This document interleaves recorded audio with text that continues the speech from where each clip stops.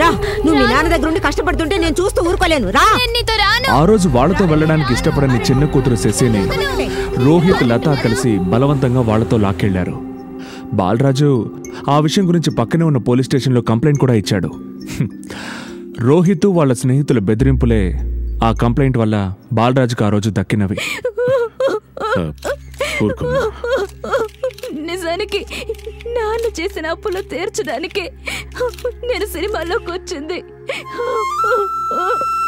నాన్న తాకుండా ఇంటికి రావడం నేను ఎప్పుడు చూడలేదు. బాగా తాగొచ్చి మమ్మల్ని అందరినీ కొట్టేవాడు. ప్రేమగా మాతో ఒక్క మాట కూడా మాట్లాడేవాడు కాదు. నాన్న చేసే ఘోరాలు తట్టుకోలేక మేము ఇంటి నుంచి బయటకు వచ్చేసాం. చివరికి తండ్రికి వ్యతిరేకంగా శ్వేత మీడియా వాళ్ళకి ఇచ్చిన ఇంటర్వ్యూ చూసి కృంగిపోయి ఇల్లు ఊరు వదిలేసి బాలరాజ్ ఎటో వెళ్ళిపోయాడు. ఈ సంఘటన జరిగిన తర్వాత బాలరాజ్ ఎక్కడుండేవాడు? ఏదైనా క్లూ దొరికిందా? కొన్నాళ్ళు వైజాగ్లో ఏదో రిసార్ట్లో వెయిటర్గా పనిచేసినట్టు ఇన్ఫర్మేషన్ వచ్చింది. ఇల్లు స్థలము అమ్మడానికి తిరిగి ఆ ఊరికొచ్చిన బాలరాజ్ లతని, రోహిత్ని చంపుతానని బెదిరించినట్టు బాలరాజ్ స్నేహితులు కొందరు మాకు చెప్పారు. ఓహో, అయితే నువ్వు చెప్పినట్టు బాల గంగాధర్ దీక్షల మరణాల్లో మోడ్ ఆఫ్ ఆపరేషన్లో మాత్రమే ఈ కేసులో తేడా ఉంది. అలా అనిపించడానికి ఇంకో కారణం కూడా ఉంది సార్. ఎలా చూసుకున్నా బాలగంగాధర్ పరిస్థితే శ్యామ్ సుందర్ పరిస్థితి కూడా. హోటల్ బిజినెస్లోనూ, ఈవెంట్ మేనేజ్మెంట్ ఫీల్డ్లోనూ, కెరియర్ గైడెన్స్లోనూ అతనికి చాలామంది శత్రువులు ఉండేవారు. ఇంతకుముందు మీరు నాతో అన్నట్టు ఇదొక ప్యారలల్ మూమెంట్ ప్రారంభమే, లేదంటే దానికంటే మించింది. మనకు అర్థం కాంది ఇంకేదో ఉండాలి. బాలరాజు, మీరు ఎంతకాలం ఇక్కడ కలిసి పనిచేశారు? సుమారుగా ఓ 10 నెలలు కలిసి పనిచేసి ఉంటాం. మీ స్నేహితుడు ఎందుకు ఇలా చేశాడు? మీతో ఎప్పుడైనా ఏమైనా చెప్పాడా? లేదు సార్, 2-3 వారాలుగా లీవ్లో ఉన్నాడు. ఏమని అడిగితే ఆరోగ్యం సరిగా లేదని చెప్పాడు. బాలరాజును చూడడానికి ఎవరైనా ఇక్కడికి వచ్చేవారా? అతని బంధువులు కానీ స్నేహితులు కానీ? లేదు సార్, అలా ఎవరు వచ్చినట్టు నాకు తెలియదు. కానీ అప్పుడప్పుడు ఆయన చిన్న కూతురు ఫోన్ చేస్తూ ఉండేది. 1-2 ఉత్తరాలు కూడా తను రాసింది.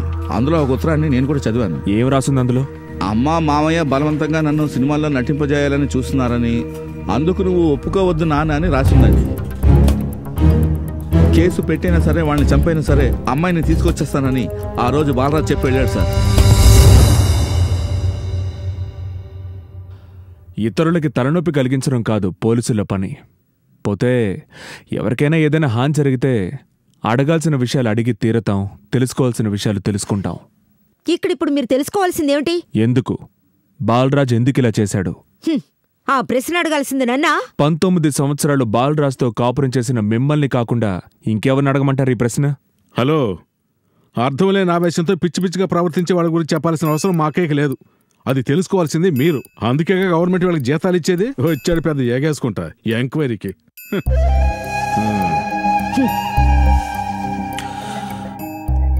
నేను మీ చిన్న కూతుర్ని కలవాలి, శశిని.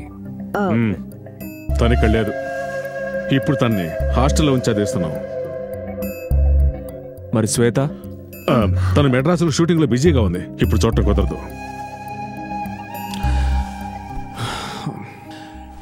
నేను అడిగే ప్రశ్నకి జవాబు చెప్పాల్సిన బాధ్యత, తెలివితేటలు మీకున్నాయి.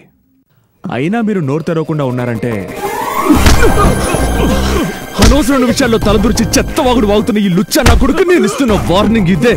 ఇంకెప్పుడైనా సరే, దేనికోసమైనా సరే నా ముందు నోరు విప్పావంటే దొంగసర అమ్మి అమ్మాయిల్ని తార్చి పెంచుకున్న నీ కొవ్వుని నెయ్యి కరిగించినట్టు నేను కరిగిస్తాను. అర్థమైందా?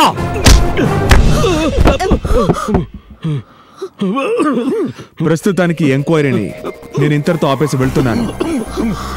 కానీ మనం మళ్ళీ కలవాలి. అలా కలిసినప్పుడు మిమ్మల్ని మాత్రమే కాదు, భూమి మీద మనిషిగా బతకడానికి అర్హత లేని ఇలాంటి బెధవులందరినీ నిలదీసి అడుగుతాను. నేను అడగాల్సినవన్నీ.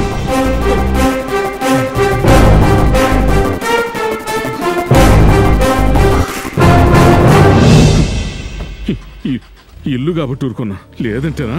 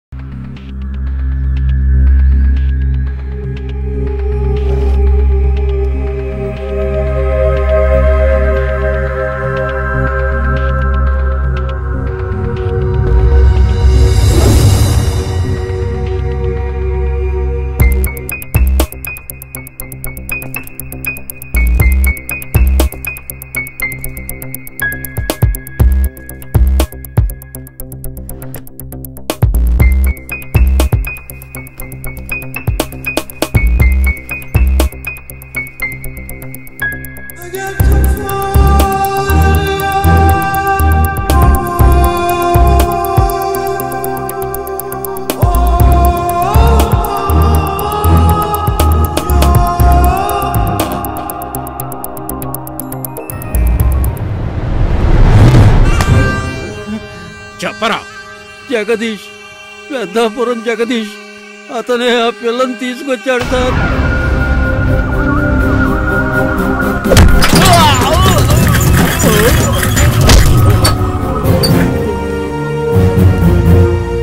తరతరాలుగా మీ కుటుంబం చేస్తున్న వ్యవసాయం గురించి, అందులో వచ్చే లాభాల గురించి కాదు నేను ఇప్పుడు అడిగేది. ఎక్కడో రబ్బర్ తోటలో ఉంటున్న నరేంద్రవరం ఇంటికి ఏ సంబంధం లేని ఆశా చౌదరి ఎలా వెళ్ళింది? దయచేసి ఇంక కొట్టకండి సార్, అంతా చెప్పేస్తాను. ఎవరూ లేక పేదరికంతో మగ్గిపోయే అందమైన అమ్మాయిల్ని మాలాంటి వాళ్ళు ప్రత్యేకమైన దృష్టితో చూస్తారు సార్. కస్టమర్స్ దగ్గర తనకి మంచి డిమాండ్ ఉంది. అందువల్లే తనకి ఎవరూ లేరని తెలుసుకుని ఆ అమ్మాయిని చూడటానికి వాళ్ళ ఇంటికి వెళ్ళాను. కానీ ఆ రోజు తను నన్ను గెంటేసింది. అయినా నేను ఊహించని విధంగా ఒకరోజు ఆ అమ్మాయి నాకు ఫోన్ చేసింది, కలవమని చెప్పింది.